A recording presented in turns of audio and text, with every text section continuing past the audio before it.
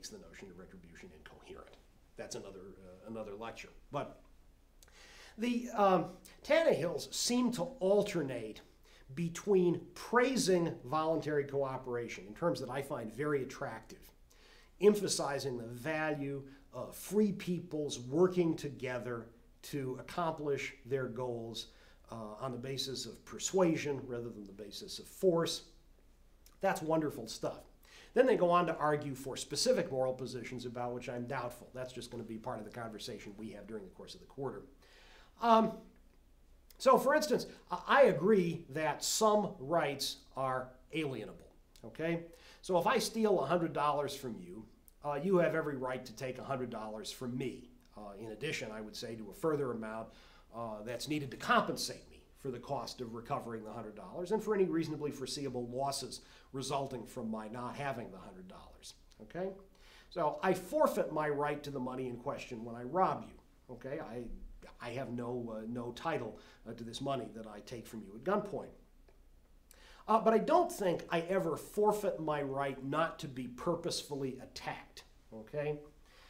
You can use force against me reasonably if I attack you, and you may even end up killing me without any moral fault, okay? No question about that.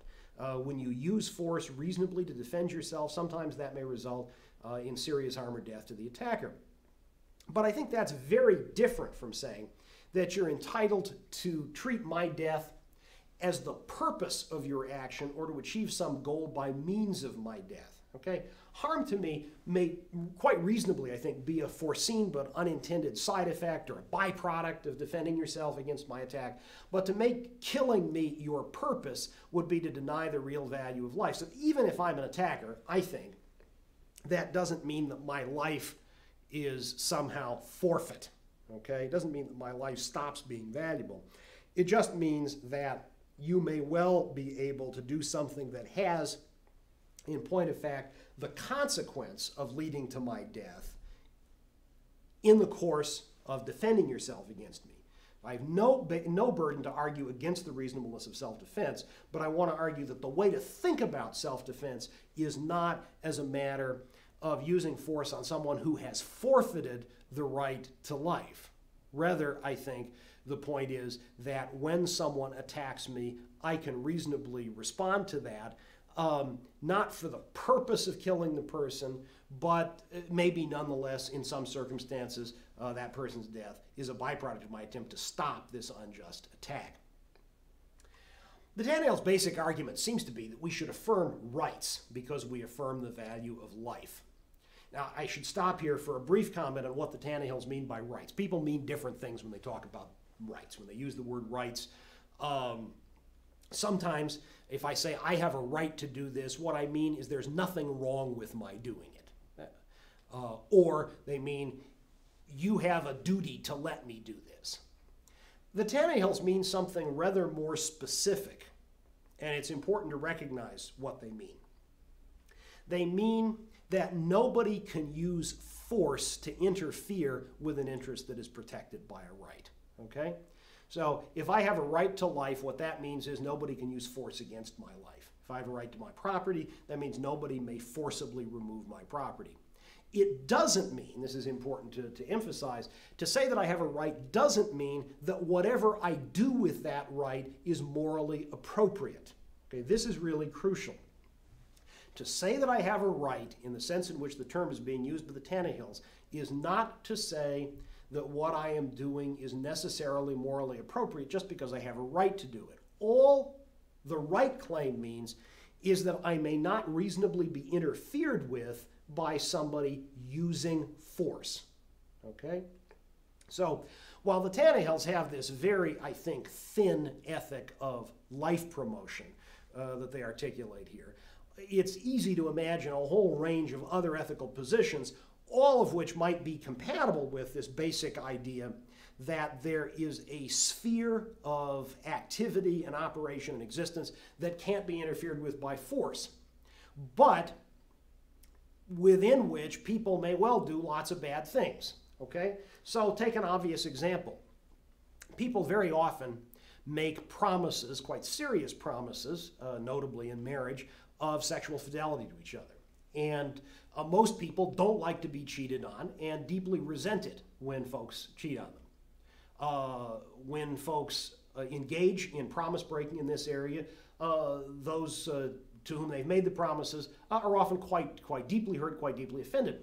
That's quite different from saying, however, that anybody in our culture supposes that the right way to respond to this is to use force to stop people from committing adultery. Okay? We clearly make a distinction between contexts in which the use of force is appropriate and contexts in which the use of force is not appropriate. Okay? And rights talk for the Tannehills is just about where we can and can't use force. And it's perfectly compatible with their approach, even if they wouldn't say this, to recognize that there might be all sorts of ways we might seek to object to people's conduct and to change their behavior and to sanction them for that behavior that don't involve the use of force. Think boycotts or strikes or ostracism or blacklisting, denial of certifications, public shaming, and so forth. So just recognize how narrowly rights talk is circumscribed. This is not about what it's legitimate or not legitimate for you to do. It's about what it's legitimate or not legitimate for other people to use force to get you to do or not do. Okay? So, in any event, the Tannehills think that we ought to affirm rights because we ought to affirm the value of life. We can't avoid affirming the value of life. I think probably you can, but they maintain you can't.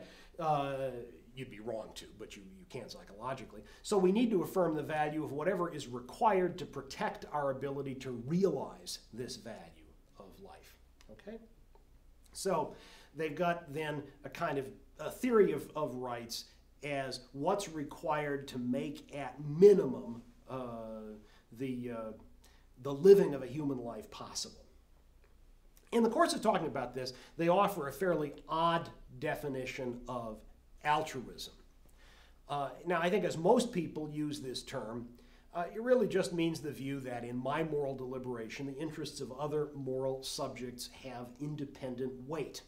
Okay, that idea is embodied both in the idea that we shouldn't purposefully or instrumentally harm other people, and that we shouldn't treat others in ways that we would resent if roles were reversed. I think those are both moral principles that embody what I think of as altruism.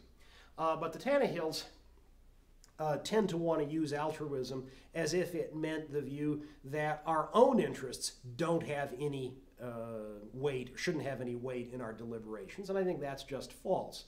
The view that our lives aren't valuable and we should sacrifice them to others. I think that's a kind of extreme view that I certainly wouldn't want to endorse, but I think that it's being used as a kind of straw man here. So as if the alternatives were either I should sacrifice myself to others or I should act only for myself. And surely there are other alternatives we can think of, ones that involve treating ourselves and others with respect, ones that involve acknowledging our own worth and seeking to promote our interests, but also acknowledging the worth of others and seeking to promote their interests, and of course often recognizing that the well-being of others and our own well-being are constitutive of each other, so there isn't even a sharp contrast to be drawn between them in those cases.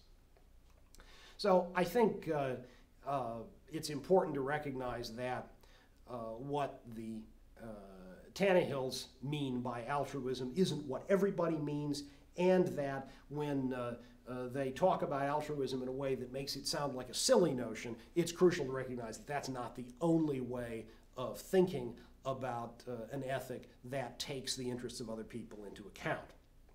So I'm troubled by that because I just don't think it's appropriate to reason in the way that they do.